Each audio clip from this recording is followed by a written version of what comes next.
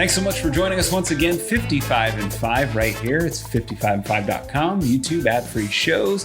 AJ, our producer from Bisson Creative and Web Designs, behind the camera. We got Cary Silkin. I'm Ian Riccaboni. Cary, it's Friday. I try and bring out the best ones on Friday. All right, so you're going to give me a slam dunk here.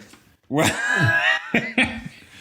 how much do you know about Madison Square Garden in the 30s? Very little. Oh, me too. And I don't think they ran a lot. They didn't. They got banned at one point. They got banned in, 37? Came back in 49? Yeah, there was a long period with no wrestling. Yeah, so this, if it's the first time you're joining us. Pull out Strangler Lewis, hopefully. He might be in the. Well, no, he's in a different set. I take that back. He's in the Gowdy. Maybe Jim Londas? He's also in the Gowdy set, or the one that came in the chewing tobacco. Sandor Sabo. Sandor Sabo, yeah. We've mentioned him a lot. He had a long career. Or the old Zabisco, one of those guys. Oh, yeah. It's Stanislaus. Stanislaus. Great NWA champion. Now, today is a man who didn't hold many championships. We mentioned 1930s Madison Square Garden. If it was the first time you're joining us, Cary and I go through the 55 Parkhurst set, one card at a time, 5 minutes each card at a maximum for these brief history lessons. It's actually a really nice, well-designed card. I like the aesthetics of it. He does look like somebody you might see on Last Stop Penn Station or hear about. And is one of the few with an actual nickname. So, Cary, I'd like to present you Jim Goon Henry. They must have called him the Goon. Yeah. But, wow, what a body. Interesting, right? He's got these... this has to be Photoshop. Has to be. His upper body's 6 times the size of his legs. Well, thanks to our producer, you get to see a little close-up. But, his waist is like here, and then his body just... keeps getting bigger. It's like... and I'm wasting time here. That's because, okay. I have no... You'd figure with the Goon nickname, that would stand out. You would think. Sorry, folks. Yeah, I mean, with all respect to Jim Goon Henry, not particularly notable. He did have a long career, 33 to 55 ish. Okay. So he snuck on the set. He's not one of the later numbers. He's one of the earlier numbers. So he's somebody that probably had a reputation at that point of a good wrestler.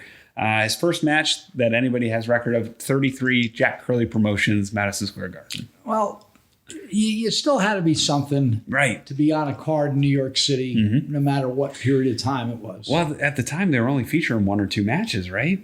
Or maybe 2 or 3. I think they would have more matches, but they just were very infrequent. Mm-hmm. So even if I had a 3 or 4 match card, there wouldn't be another one for months, right, or years in some cases. Yeah, that 12-year ban we talked about, where Gorgeous George helped break it, 49.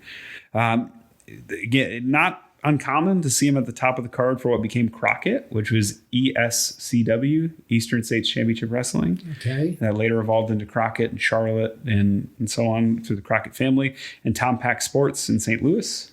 So in the 30s, he became a bigger name, not necessarily headliner, but a good villain in those places. Takes on the identity of the Green Mask in 1941. Wrestled as El Diablo in 42 for AWA in Boston. He was a regular opponent of Lou Thez during World War II. They wrestle a lot. So good foil for Lou Thez. And then 44 and 45, he goes to Texas quite a bit. And if you know anything about Buddy Rogers, if you read the Tim Hornebaker book, which I have. Yeah. Tim, I'm going to read it. Yeah. Oh, yeah. It's definitely one to dig into. That's Buddy Rogers' first excursion. It's to Texas, and he wrestles Buddy Rogers quite a bit. So that's a good fact about Jim Henry.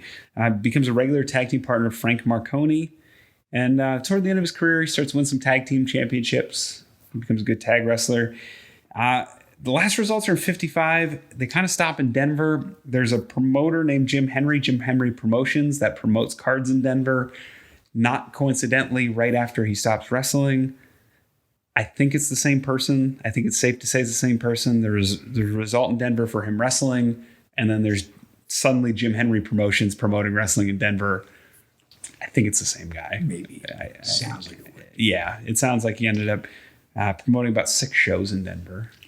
Well, hopefully someone will come to our aid here Right. with some good information. But you did a good job, and these are always fun. Yeah, it seems like a good villain. He seems like he had a good Well, he had to reputation. be a bad guy. With Right. the Goon. The Goon. The ladies' favorite, the Goon.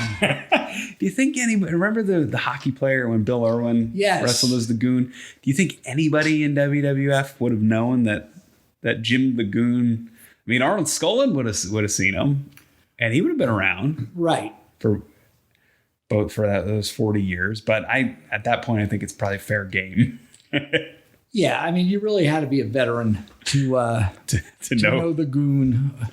Well, that was 55. 55 and 5. We're on our Hey, way. we're on our way. And next week, we get to the halfway mark. Almost. We need to get to 60 and a half. We'll give 60 and a half. We got a shot. It feels like we're starting to roll downhill with these. Nah, it's fun. Yeah, we've had a lot of great feedback, whether it's Greg Oliver, Roy Lucier's been checking in lately, Dave Meltzer. We appreciate you on this journey. We're going to get through this whole set, all 121. Whether it's myself, AJ, Cary, we're all in this. And Cary, I'm still dangling that Buddy Rogers. I know he's in the set. We're going to get to him eventually. That's all right. We'll just hold up Tim Hornbecker's book when we get just read this. We'll give a 5-minute book report on Tim Hornbecker's book for him. No, it's all good. Yeah. So it's been a lot of fun. We hope you join us next week. We hope you join us every weekday, 8 p.m.